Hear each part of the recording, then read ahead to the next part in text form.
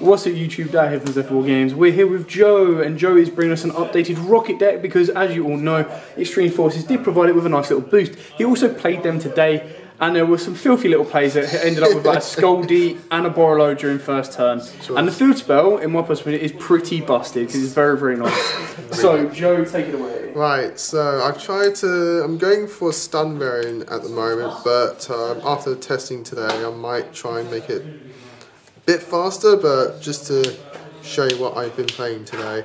So I'm literally just maxing out on all the rockets. So we've got 3 magnet rockets, we all know what he does. But here's the new metal rocket dragon. So what he does, the 2 new ones are all column based. So this one, when it's targeted by a link monster effect, you can destroy all cards in the same column as him.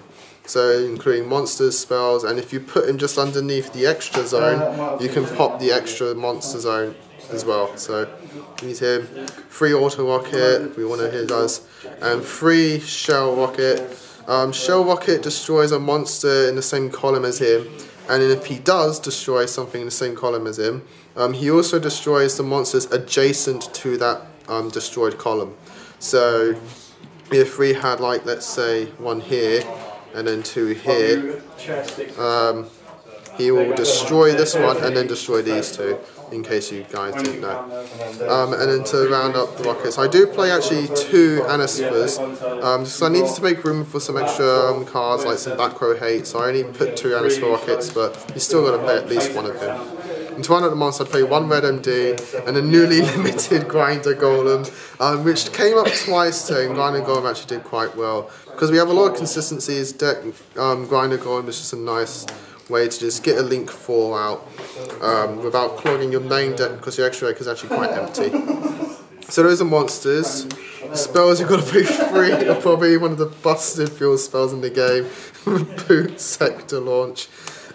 It has a continuous standard effect of like a field spell. It boosts all rockets attack and defense by 300. So it makes your level 4s like over 2k, which is actually quite nice. But it has 2 additional effects that you can play once per turn, and only 1 of those effects per turn, which is you can either summon 2 rockets from your hand, which is already really nice, but then there's another one which I used a lot today, which is you can summon rockets from your graveyard to make your field of monsters match your opponent's. So let's say you've got 1 monster and your opponent has 3, you can summon 2 rockets from your graveyard. And then late game it gets nutty when you can summon like 4 monsters in from just 1 field spell. It's just ridiculous. I do play the 1 terraforming to search. I don't want to clog too much in terraforming, so I'm playing the 1. I'm playing 3 quick launch. You've got to play quick launch at 3. 3 Allure of Darkness is a complete dark based deck, so you've got to play 3 Allures. 2 Scrib Draws. You don't want, this can get a bit cloggy at times, which is why I'm only playing 2. Even though we have like 10 so rockets in the deck, sometimes Scrib Draw doesn't go off, so you only play 2. The 1 newly limited Monster Reborn, and to round up the spells, 2 Twin Twisters, because you gotta have that back row hate.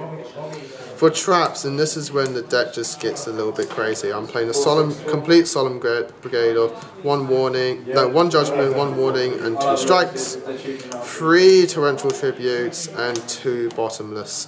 The reason I've gone for a build like this is because in testing, trying to make this deck fast, I did try to just upgrade the Red Eyes variant I had last time.